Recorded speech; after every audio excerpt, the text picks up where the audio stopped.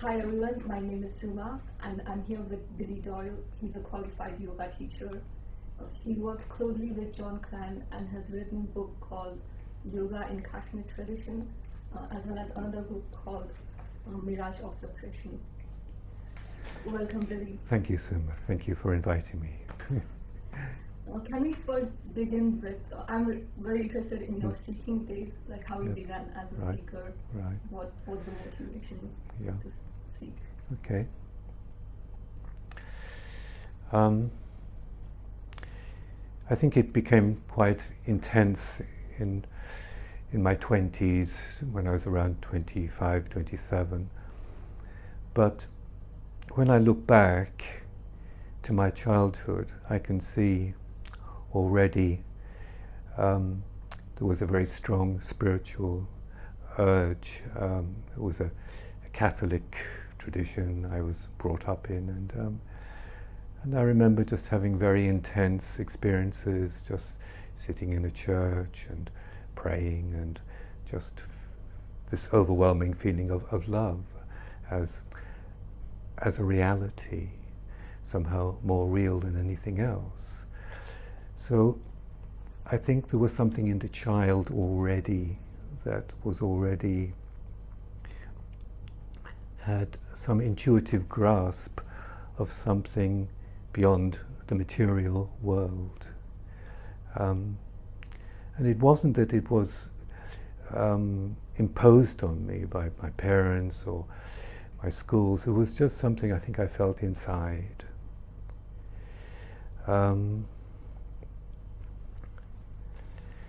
And then that interest in otherness, in something beyond, stayed with me. I studied divinity at college, for example. I went to India when I was 20, 21. I worked with Mother Teresa in Calcutta. But then at that stage, the more Christian tradition faded away because the Indian tradition seemed to have a wider, more expansive background that I related to. And so I guess in my mid-20s I heard about TM, Transcendental Meditation, and I started going to that. I started doing yoga because I was always quite a physical person, and enjoyed that. And then I started reading some Eastern teachers, Ramana Maharshi, Osho, Krishnamurti, and later Nisargadatta. And when I started reading them, I seemed to already know intuitively what they were saying. It wasn't mysterious, it was just almost, yes, that is it. I'm not the body, I'm not the mind, I'm not an object. There's something beyond. And I deeply related to that teaching. And that led me to go to India. I stayed with Osho for some months. But then I left, and that kind of dissolved. It had helped me at the time in my 20s, but somehow it was just left behind, and I didn't have a teacher for a while. I wasn't looking for a teacher particularly. But then I came across the books of Jean Klein on a visit to England. I was living in Spain, and the words in his book had a very profound effect on me. Like no other teacher, I really felt the words came from a depth, from a silence, a conciseness. And when I came back to live in England, I checked about whether there were any more books, and I learnt that he was actually that very evening giving talks in Hampstead, just across the road actually. And so I came along and sat at the front row, full of anticipation, and it was a very profound experience to meet him directly and to listen to him, and I stayed with him for many, many years. He was my teacher. I didn't actually know he taught yoga. I was already teaching yoga myself, and so I was fascinated to know what aspect of yoga he taught, and because I was never entirely happy with the kind of yoga that was taught, and I immediately related to his approach, which was really listening to the body, letting it come alive as feeling, as energy, and working with that. It was a much more internal approach, meditative approach. And so he became my teacher, and I worked with him for many years. I was very fortunate. He was a very special teacher. So that's a little bit about my biography. And your realization, was it like a specific moment where that realization happened, or was it like a gradual thing? Yeah. Okay.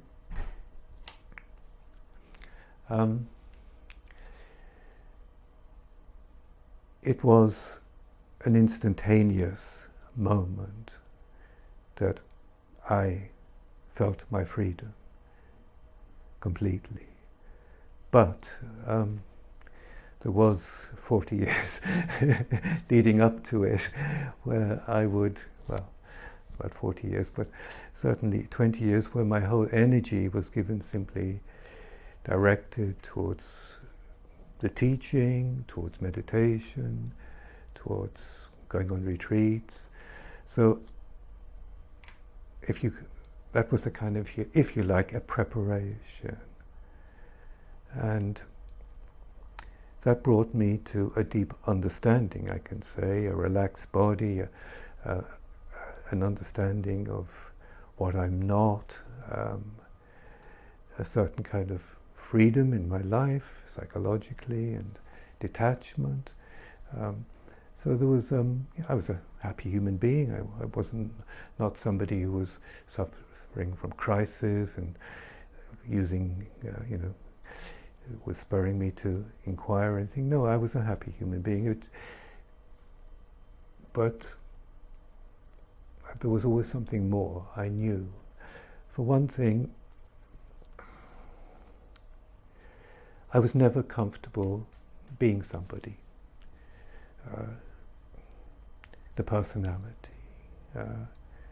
One always felt there was an insecurity there, feelings carrying something.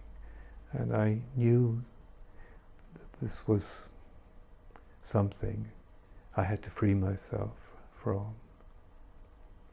So as I say, it was a long, if you like, preparation. It didn't happen overnight. I think it rarely does. I think we have to be ready, we have to be mature, we have to be just ready to receive. And yes, it happened in a moment, that actual dissolving of everything that I had taken myself to be. There are some speakers on non-duality subject who deny the idea of cause and effect. They say that there is no path towards it, there's no way to get to it.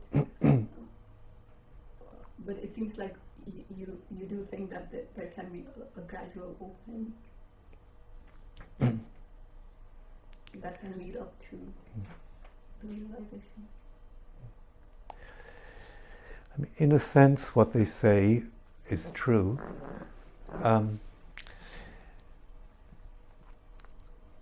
In the sense that what we discover is something inside us. It's already there. So when we think of a path, it implies you're making a journey to get some place other than what's here. In that sense, there is no path. It's already here. We are already that. In Zen, they explained it by calling it a pathless path. So there isn't a path, but in another sense, there is, in the sense that one has to be ready. It rarely happens out of the blue. There has to be, I would say, a clarity of mind. And also, if your body is a massive contraction and holding and defense, density,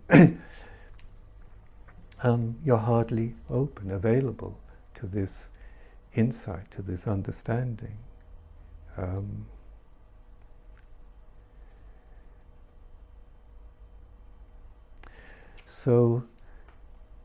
But at the same time, everybody's path, everybody will find their own path, depending, what we're carrying and what kind of understanding we have.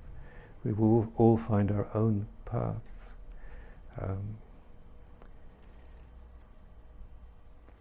But it has to be, it needs one's energy, an intensity, because we carry so much in us that these things don't just fall away unless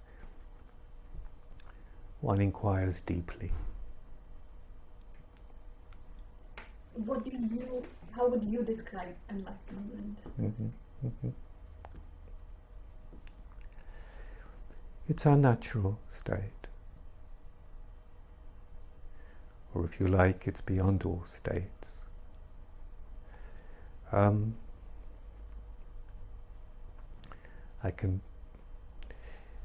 would say nobody becomes enlightened. If somebody says, I'm enlightened, one worries a little bit about what they understand by that. Because enlightenment is the end of a me. There's anything to say about me. There's just openness, there's just clarity. There's nobody claiming anything anymore, because there is nobody to claim anything. There's just open space.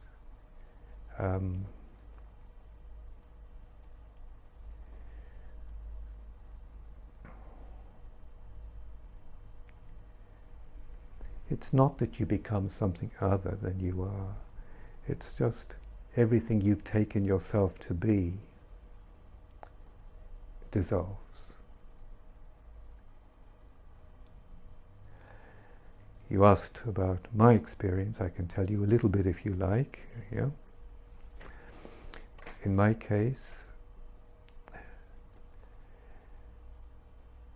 I suppose there was a feeling after seeking so many years of coming sort of to the end of that and just realizing there was no place to go, nothing to attain, nothing to become. And I think I was just more and more relaxing in myself and just living more in the moment, not seeking, looking, because there was a deep understanding what I was looking for is here now, it's in me, it's not outside. You cannot seek it, grasp it. So there was a more and more a relaxed person, not looking anymore. I think just times of quietness, of peace. And it was actually in a retreat center I would go to often. I was just walking in the countryside one morning, and there was a moment when I just felt some sensation in the back of my head, and then the next moment the feeling of having no head, and then just the whole burden of being somebody disappeared, that sense of freedom. And it never, that sense of being somebody never came back. It was there's just a joy in being nobody, of having no past, no future, and just living outside the sort of psychological time and psychological me. There's just being. Is it possible, like sometimes that contraction gets released in the mind, but there's still contraction in the body?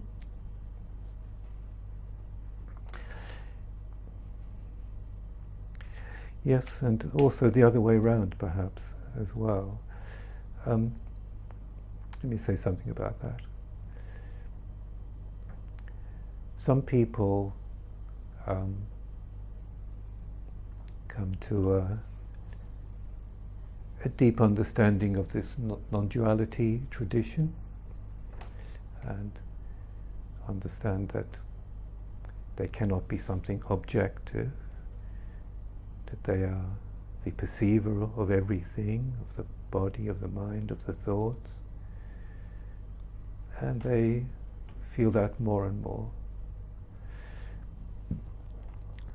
But at the same time, if they haven't explored the body can in some way restrict a deeper understanding by its contraction, by its defenses, by the patterns that it's built up that are there, and still the tension in your breathing. So I would say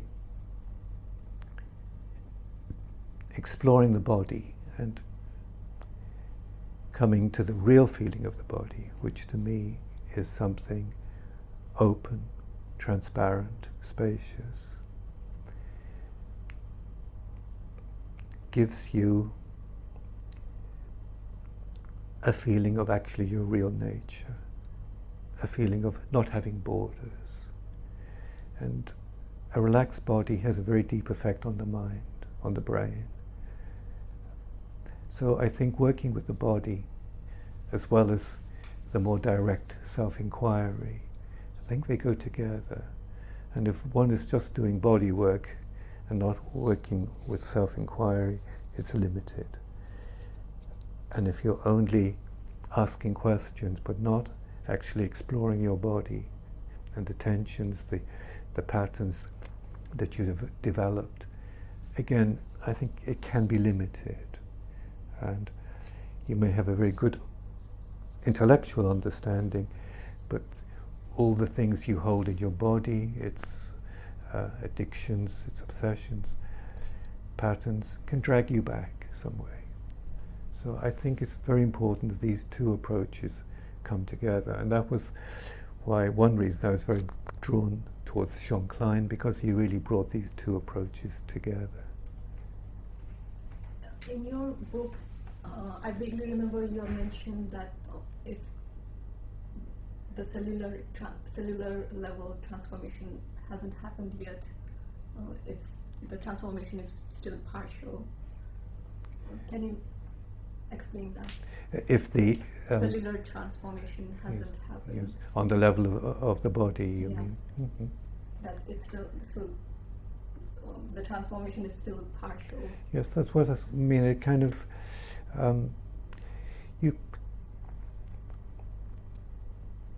it can just, as I say, drag you back by its holding and its patterns. You may have a very good conceptual understanding of this tradition. But if you find yourself still suffering, one has to question more deeply. Because ultimately, one comes to understand it's only a somebody who suffers. When you come to your real nature, there's nobody there anymore to suffer. So if there's still suffering going on, there are still layers of identity on some level. Of course,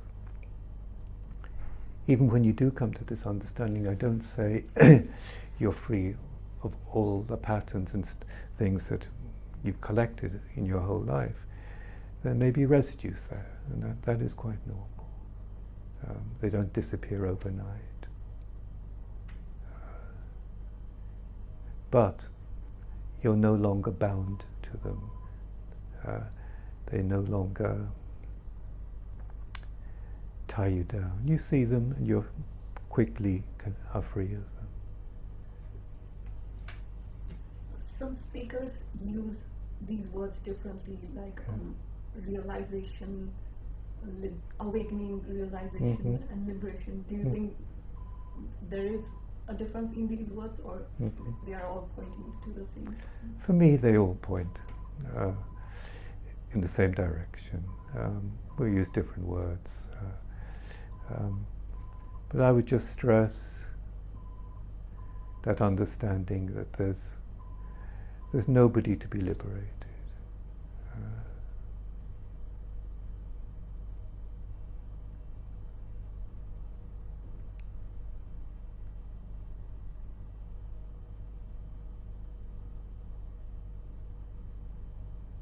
And when someone says there are different levels of liberation,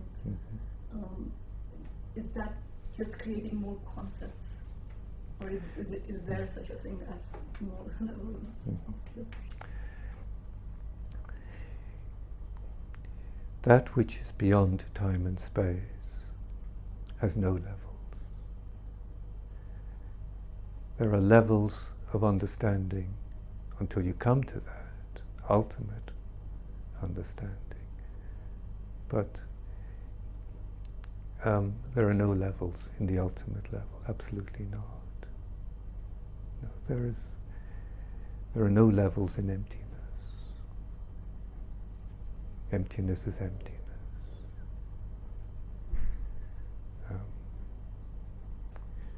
When some speakers say that doing things like self-inquiry, it reinforces the idea of me,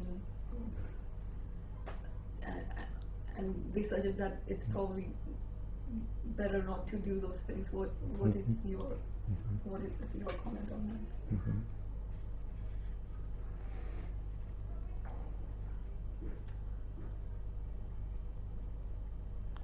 Well, for me, self-inquiry is just coming to take a deeper interest in yourself, in your who am I, my psychological self, my physiological self, to ask these questions.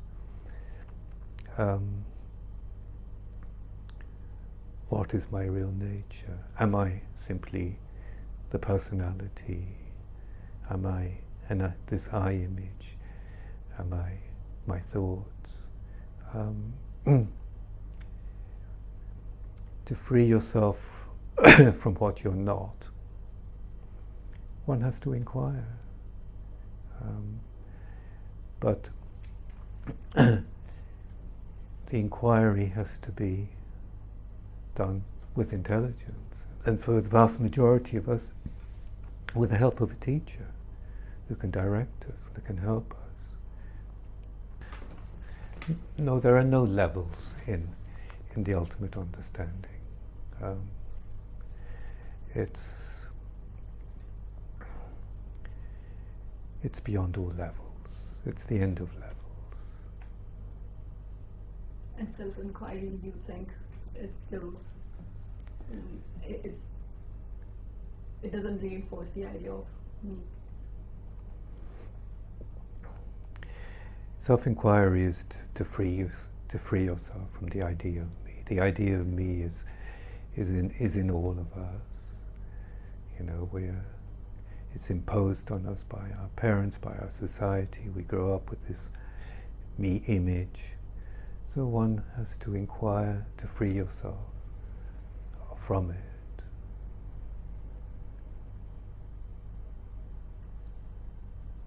What are some of the teachings by Jean Klein that really stood out for you?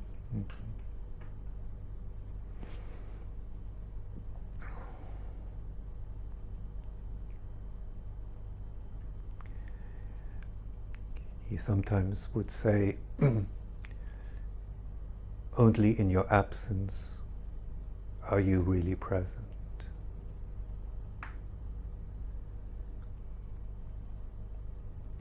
So as long as there's a me there, a past there, a psychological entity, we're not really present, not in our wholeness, in our fullness.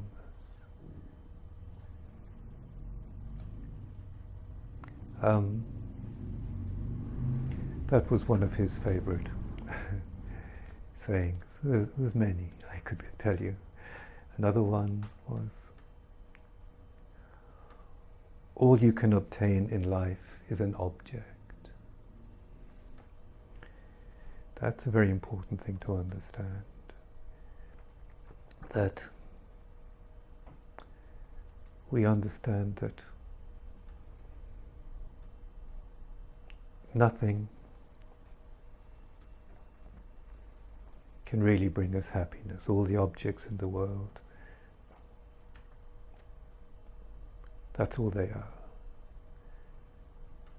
And when we understand that, we look deeper. We realize nothing we've obtained has brought us what we really want, ultimate happiness. When we understand that, we give up our obsession, our extroversion with the objects of the world, with the things of the world. We look more deeply. We become open to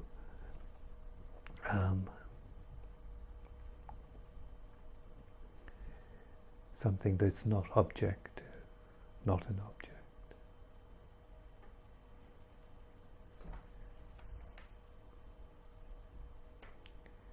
He would say our real desire is to be desireless.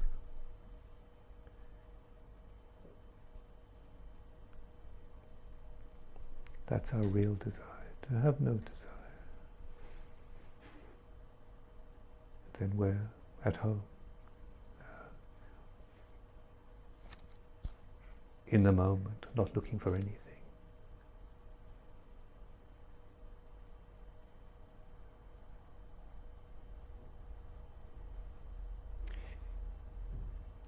He also would say, come to the absence of the absence.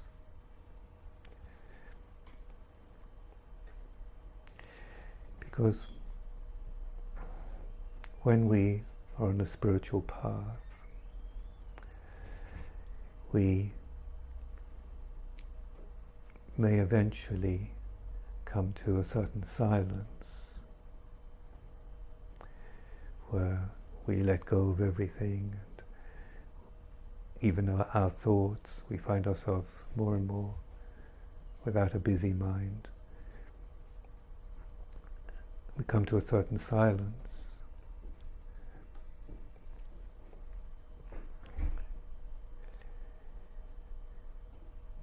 A certain absence.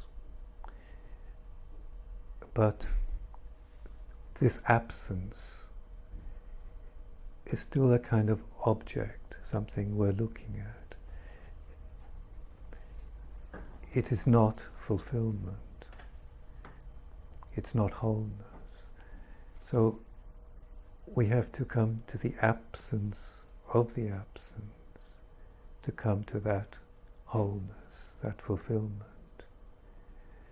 And I used the word earlier on with you, talked about emptiness. Now, this word emptiness has to be understood as well, because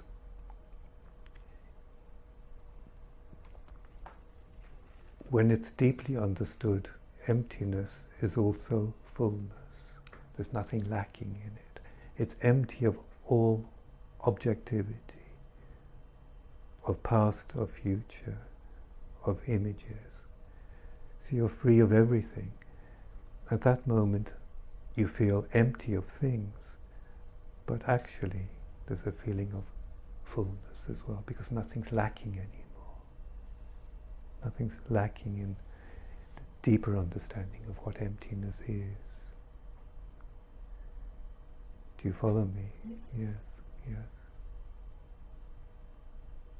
So when some teachers, they talk about silence in your mind, Yes.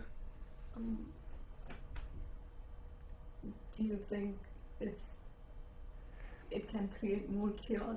Is it better to just leave it as it is? You can't create silence in your mind. You can't stop your thoughts, because that's part of your mind trying to dominate another part of your mind. You could call it even a kind of subtle violence, just trying to impose something on your mind. Silence has to come by itself. But when we talk about silence of the mind, we usually are referring to the absence of thoughts. But silence itself, let's say with a capital S, is not just the absence of thoughts, it's that which is beyond thought, that which is always here. Whether there are thoughts or not thoughts, it doesn't matter. And when you feel that, everything is somehow within the silence, within that spaciousness, within that vastness. That's the real meaning of silence. The silence of the mind may give you a glimpse of that ultimate silence. So it may be a window, the silent moments that you might have in meditation or when you're doing nothing, may give you a glimpse of that ultimate silence. That's the continuum, that which is, I would say, outside time and space.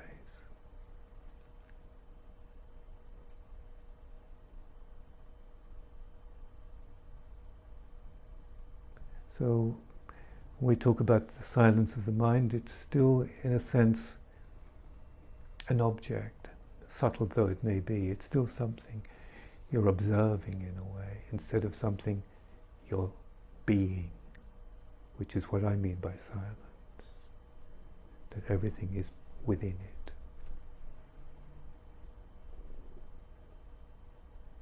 I think that's a beautiful way to point to that. Mm-hmm. Because sometimes even meditation can become like a rigid process. Absolutely, absolutely. People impose certain practices on themselves, time-wise, technique-wise, and it can become another rigidity.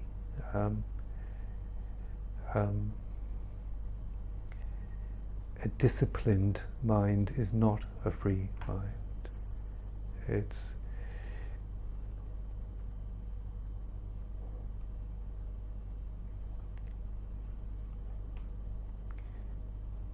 yes, we impose on ourselves, and it doesn't help us to come to a real openness. We're just within a framework. And we become dependent upon a technique as well to have that limited sense of quietness or peace.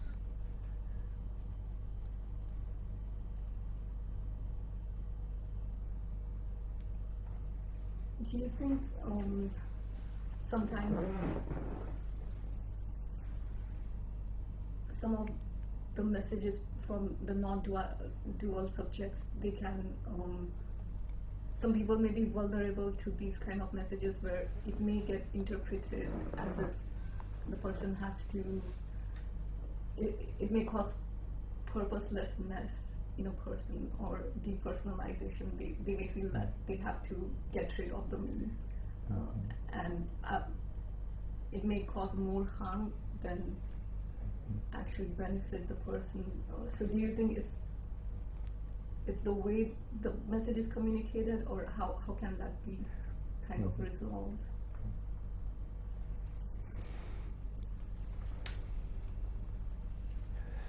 So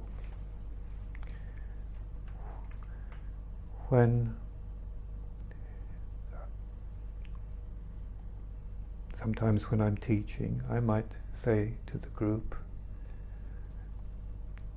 allow yourself to be without purpose. Allow yourself to be purposeless. In other words,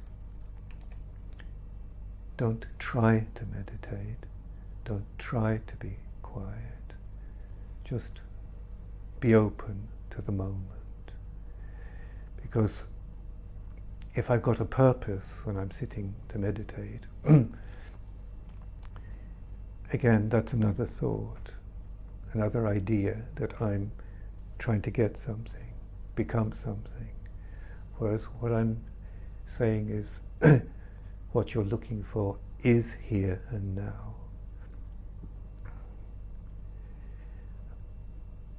The problem is running after it. You're actually running away from it.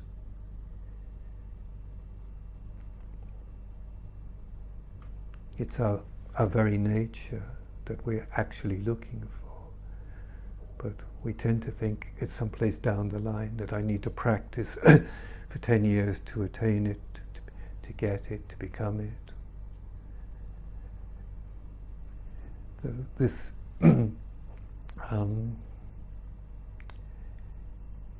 this striving to get what we already are takes us away from what we are. It is here and now. So in that sense, I might use the word, feel yourself without purpose, without direction. But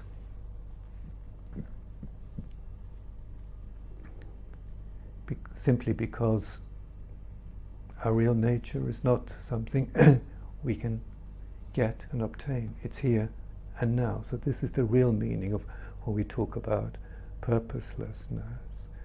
But we shouldn't confuse that with life, create something, climb a mountain, start a new company, have a family. It shouldn't take the energy out of what we need to do in our lives, to earn a living, to be creative, to whatever life asks us to do. So if somebody says they're a bit lost in life, they feel purposeless, this is not the meaning of what the real meaning of purposeless. It comes from the understanding that there's nothing to attain that will ultimately bring me to happiness. That's the real meaning of being purposeless. You know what you're looking for is here and now.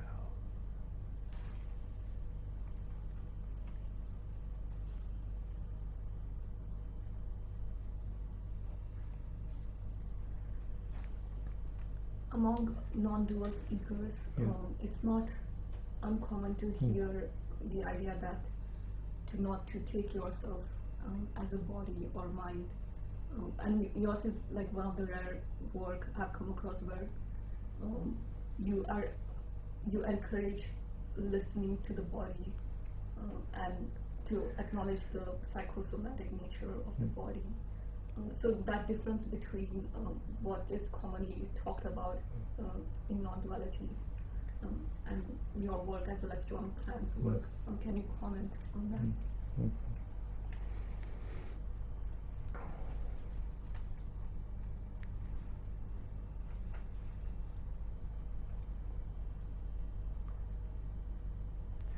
I know some people find perhaps the non-dual teaching too abstract and theoretical, but through working with the body and coming to a deeply relaxed body, a body that even loses its sense of boundaries and borders when you come to what I would call the energetic body, the real body. Some people have had a deep glimpse of their real nature just by coming to this feeling of the body as space, as vibration, as energy. And it can deepen the inquiry, the who am I inquiry. So it's all very well just saying, I'm not the body, but the fact is we tend to be very identified with the body, and it has a deeply psychological effect as well, that identification with the body. So I think it's very helpful to explore the body, to actually free yourself from the body, and to deeply understand you're not what you observe, you're not what you're listening to. So before saying I'm not the body, it's much better to explore the body and come to a feeling of an empty, spacious body.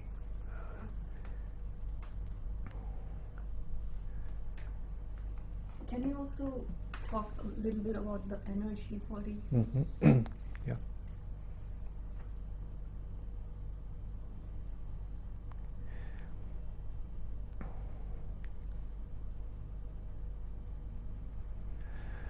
For most people, the body is something solid, heavy, of limited volume. It ends here at my skin. But if we listen deeply to the body and let it come alive as feeling, as sensation, we experience the body as something different.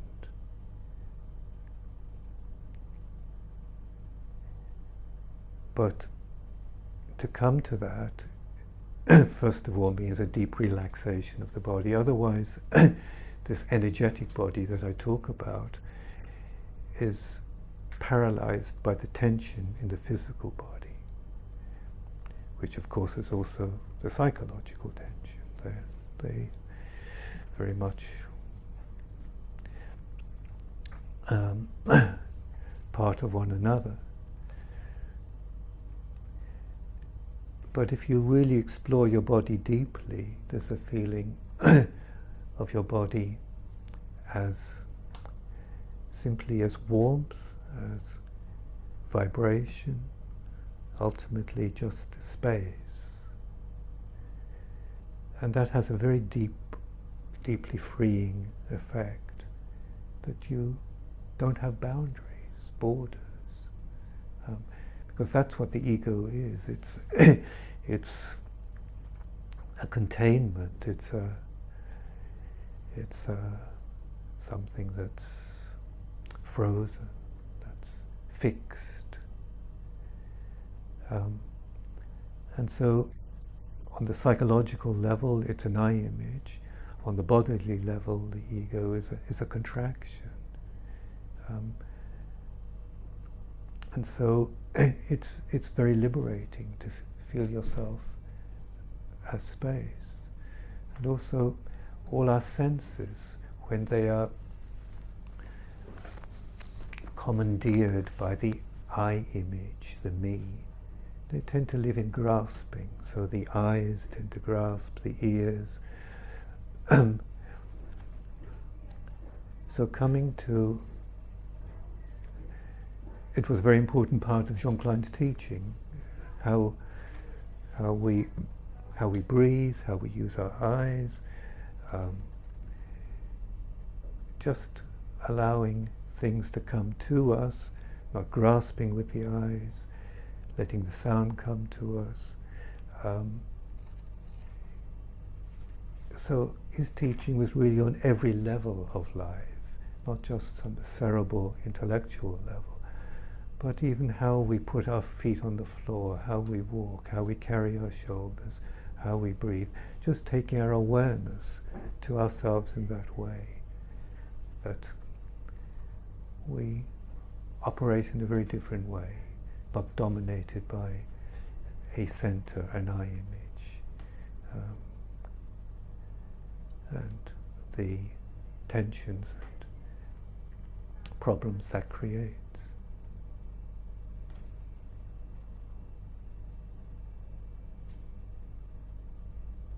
But of course, not everybody's drawn to working with the body, and that's, we all, as I said earlier, we all have our own paths, and will be attracted to different kinds of teaching depending on the kind of people we are, our personality, our intellectual abilities, or whether we're more drawn to the somatic, the body work. That's the way we are. We're all different. We all have our own way. Do you think energetic shift it's necessary for liberation?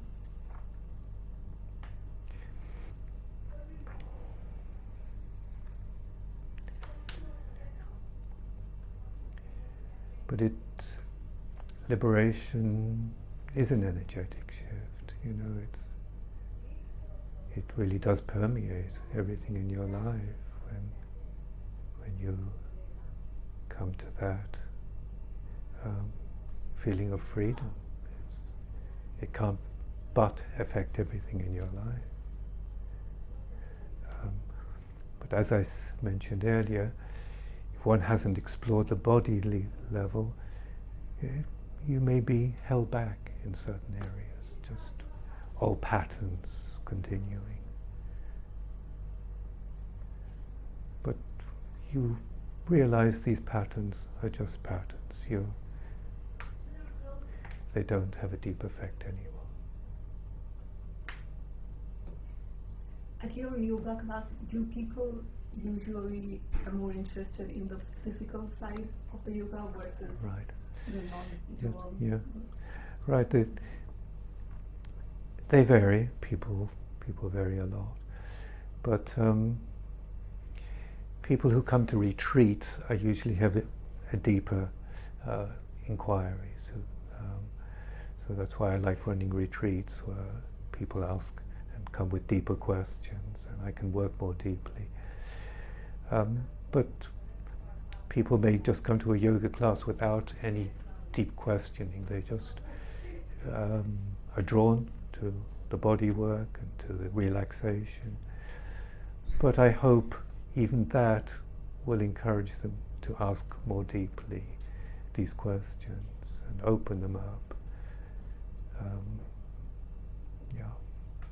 In your story of awakening, were there some final conditioning or final illusions that were holding you back? And once that was seen, the me kind of collapsed. Mm-hmm.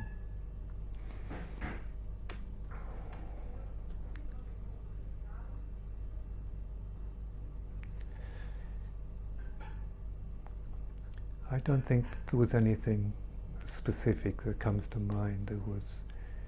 It was just a long process of coming to a deeper understanding and really coming to a very deep sense of not knowing. Just the mind was no longer trying to understand. The mind had realized the teaching was beyond the mind. And so the mind more and more came to relax. The mind just knew it had reached the end of that path, that inquiry of trying to understand at that level. And so that left you more and more just in silence, in not trying to understand, a kind of feeling of innocence. So that's what the state I came to. And it was there that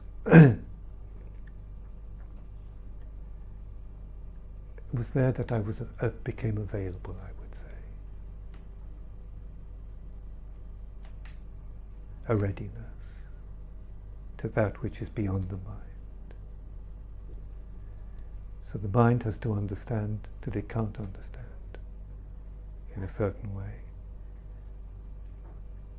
You can go so far with the mind, and that's very important to have a clear mind. But then you have to leave it to the understanding to come. You cannot grasp it. Do you think this is still rare, that the liberation is still rare, that it happens to people, or is it happening to, are more and more people seeing this freedom? I think the teaching is becoming more and more available, and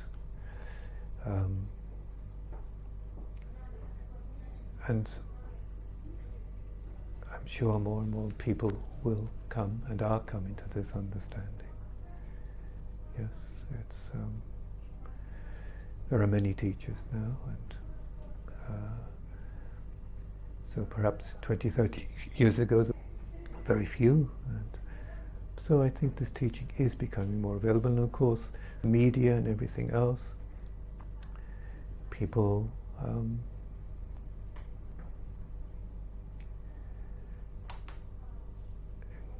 can be in touch with each other and open to this teaching. But I do feel it important that a teacher is important, and I think not just through the internet or something, but to actually meet the teacher physically. And, because it's something different than simply watching a screen, and to meet the teacher in reality. And the teacher is important, as I said, because we do carry so much, and it's a teacher that can help us, somebody that has been through what you may be going through, that can help us to see beyond. So one thing is reading books, which can be very helpful, and I found very helpful myself, but meeting a teacher was something much stronger. Yeah.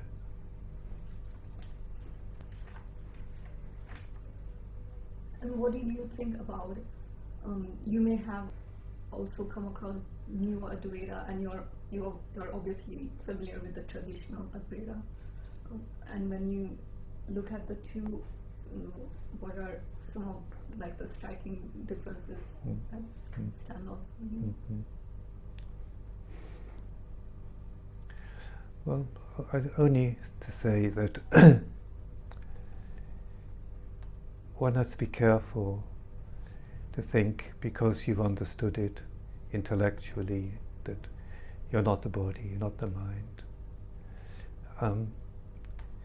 To think that's enlightenment, and at the same time you're suffering. When I hear people tell me about all their problems, or writing in books about the fact that they, or on the internet, that they've come to understand and they've been told by their teacher they're enlightened, but there's still all this suffering going on in their life. Well, then I think they need to look more deeply at the suffering, and just to assume you're enlightened is actually stopping you looking more deeply. I think that's what we have to be careful with. I can see some teachers may say that suffering is also part of the one, and maybe that's what is arising for the person. It's part of the one, but it's because you're still identifying with some aspect. Yes, it's true, everything is within consciousness. But the problem is we're still identifying with an element in consciousness. We haven't come to that ultimate understanding that's beyond all words, and that leaves us with ultimate freedom. Otherwise there's still, for sure, clinging on to some identification. But what if, I'm just creating a scenario, what if a person is enlightened, but that's part of their story, where that's what is happening in their life, but they are not identified with it. Is that what you're trying to point out to, that it's more about not clinging on to and identifying with the suffering that may be happening in the story? I mean, I'm talking about obviously I'm not talking about physical pain, or I'm talking about psychological suffering. If it's still there, it's because you're still identifying with an object, and one has to still carry on the inquiry and see how your mind is creating an identification still, and don't assume if you're free if you're not really free. Otherwise you block yourself.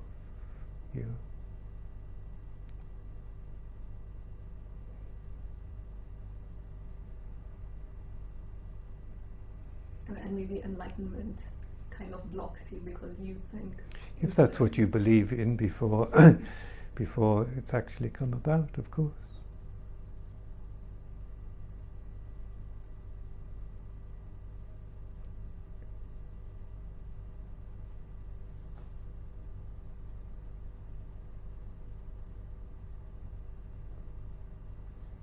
I also wanted to ask you about it can be challenging sometimes if one has to talk about this with someone from a science background or a logic, rationality, based background. How do you kind of balance that when you have to talk about these subjects? Yeah.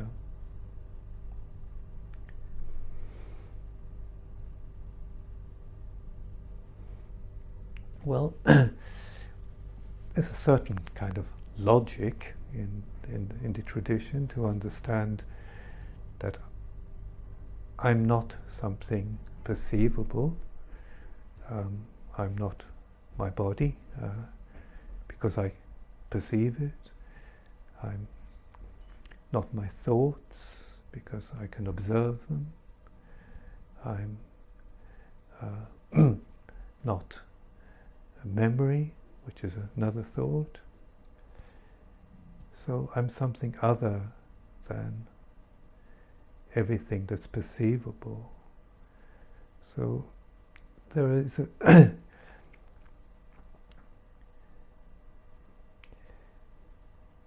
and so there is a background, something that's changeless, that's able to observe everything that changes. Otherwise we wouldn't be able to observe change if there wasn't something changeless. So I think one can show there's a logic to this, there's something changeless in us. What is this? We all know it to some degree. This sense of presence, awareness, that it's not an object, that you can't put under a microscope. It's simply there. It's neither male nor female, young or old. It's simply we feel it in our silent presence. But the problem is, of course, that we identify with an object of awareness.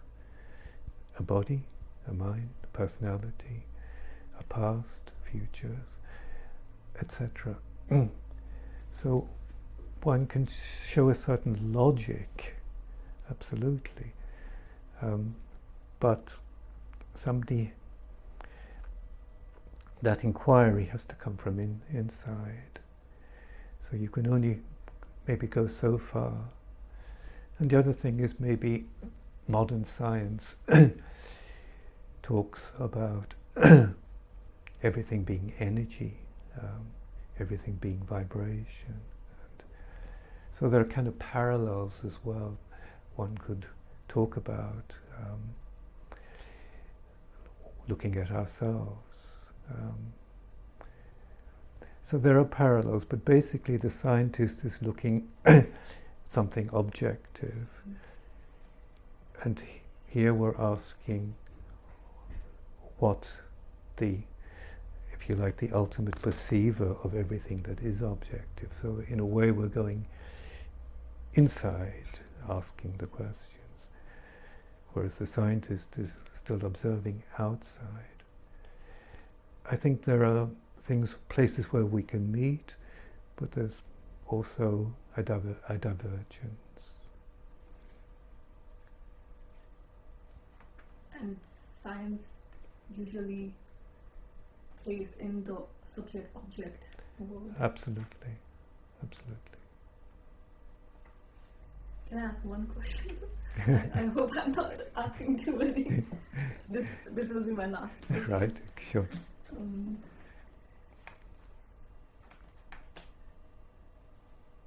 And this may be just a misperception, but it seems like usually when people talk about non-duality, it feels as though the me or the personality is seen as something inferior or something that needs to be ridden off. If you can shed some clarity on that. Yeah. When you don't identify with the personality, the real personality comes into being. When you're identified with the personality, you're stuck with a limited personality, dependent upon the past. But when you're not identified with this I image, this personality level, I would say a much more creative personality comes into being. Maybe you begin to see things that you never saw before, or there are possibilities in life that you never thought about before, because you live much more in the moment, not within the tracks of the past. So it's not a matter of getting rid of the personality, it's allowing the real personality, I would say, to flourish. But at the same time, you understand you're not that. The personality is how you respond to life. It's a tool. And we should give it creativity and space. And we do so by not identifying with it. That's the real personality. And there's a joy in life, in how you respond and how you act. It becomes a beautiful tool In the same way, thought becomes something different as well. It's not based on the I image, but it's something much more creative. So it is wrong to deny thought or to deny the personality. What's important is for creative thought and a creative personality to come into being. So it's not a denial at all. No, we should not deny, but allow that which is deeper to come into being.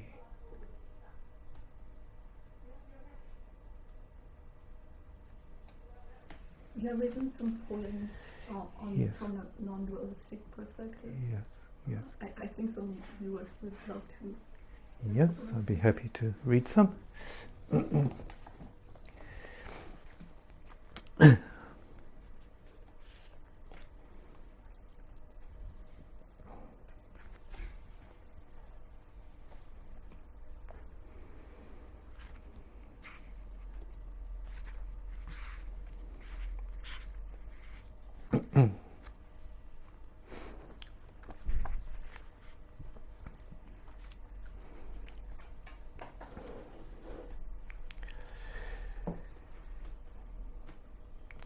Drowning in silence, abandoned to the waves, no defense or resistance, offering all that I am, letting it take me where it will, trusting the infinite, knowing wave is ocean, ocean is wave, there's nothing but ocean.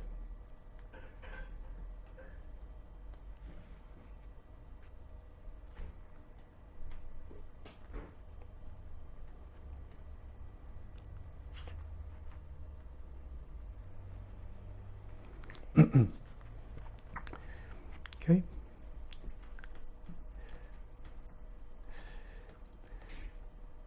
To know yourself in silence, beyond the mind, without parameter, free of all association, all longing quenched in the knowing who I am.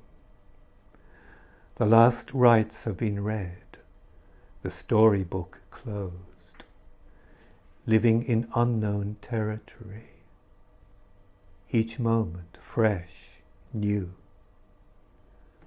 No words to define it, living in wonderment.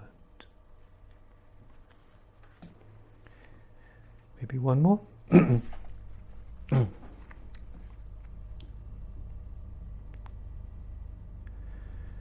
There is no path to take you any closer to me. There is no path to take you any further away. How could there be? I abide in the heart.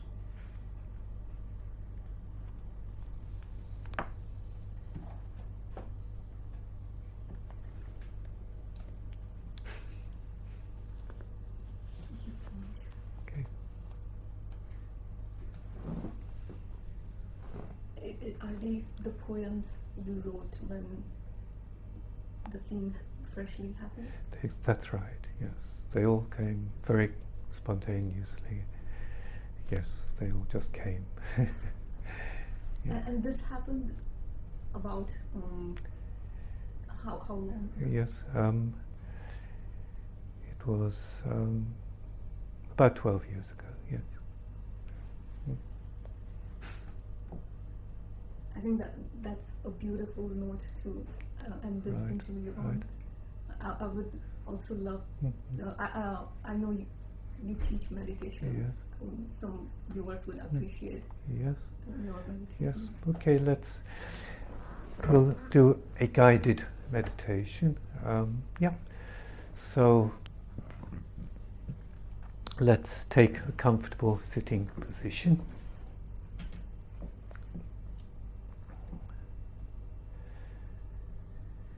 We can let the eyes close.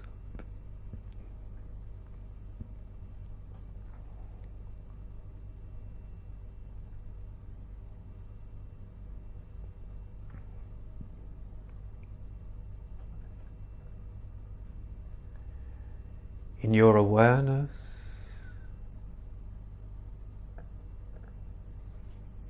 you feel a body, you feel sensation, feel where the feet touch the ground,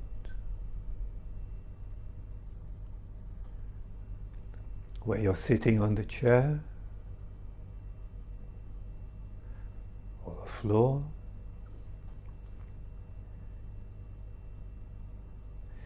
Feel where your hands are resting.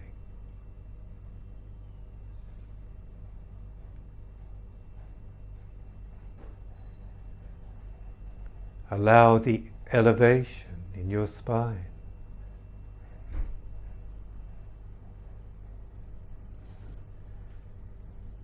Feel your head as a continuation of your spine. Are your shoulders really down?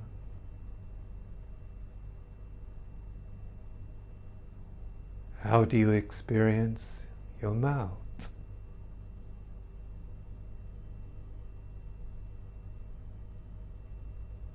Your eyes?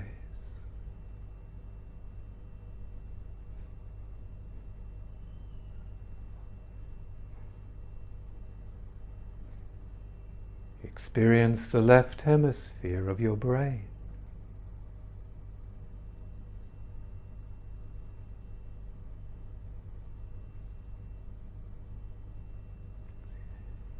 The right hemisphere of your brain.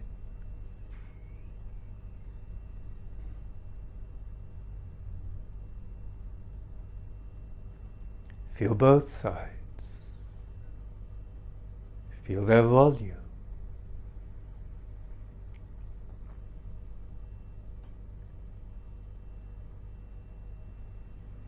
Feel the wholeness of your body, your hands, arms, feet, legs,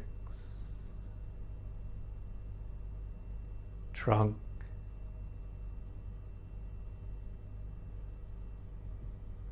feel all the sensations as one.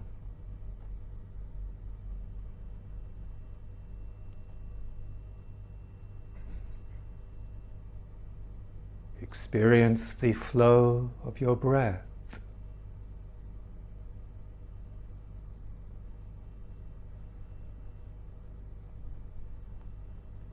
Are you really open to the breath? Neither taking nor pushing. Just allow it to come. Allow it to go.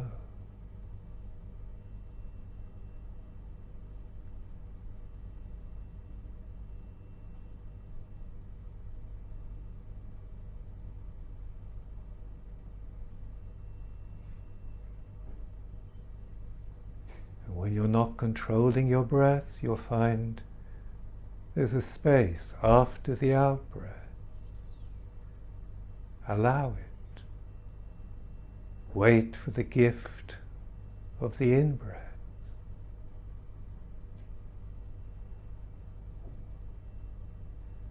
Allow each out-breath to die.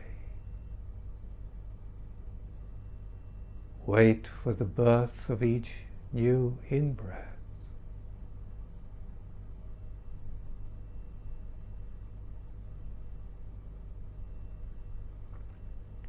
Let yourself be breathed.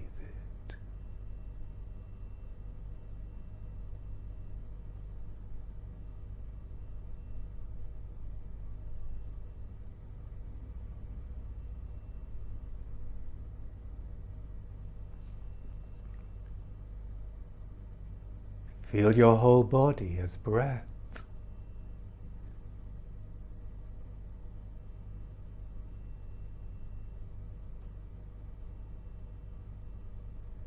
Come back to the sensation of the body. Feel the front of your body. Its warmth, its vibration.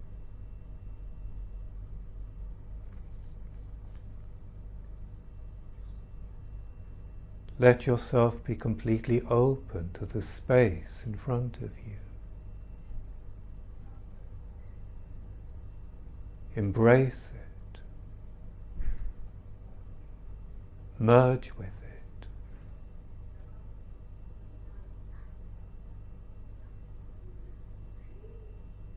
Feel yourself completely open in front.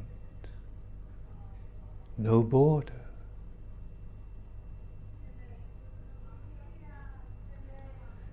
And now feel the left side of your body. Give it space.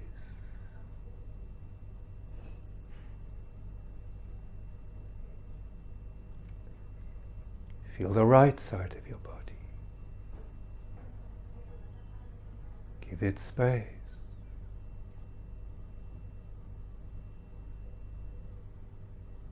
Feel your back.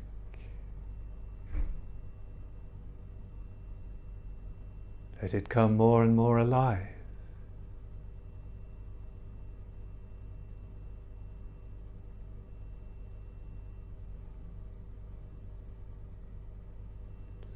Feel its warmth and radiation spreading behind you.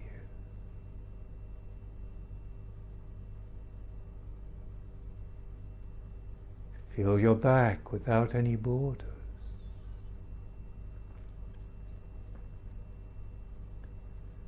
And now come to the global feeling of your body that's open in all directions. Above, below, sideways, front, back. Can I be without borders?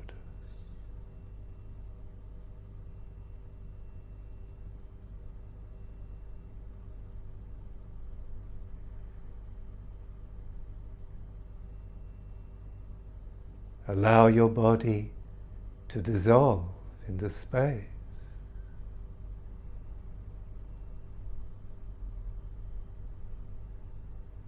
No inside, no outside.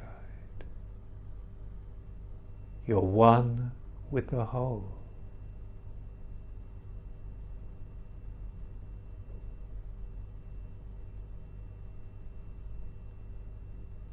You can't think it. You can only be it.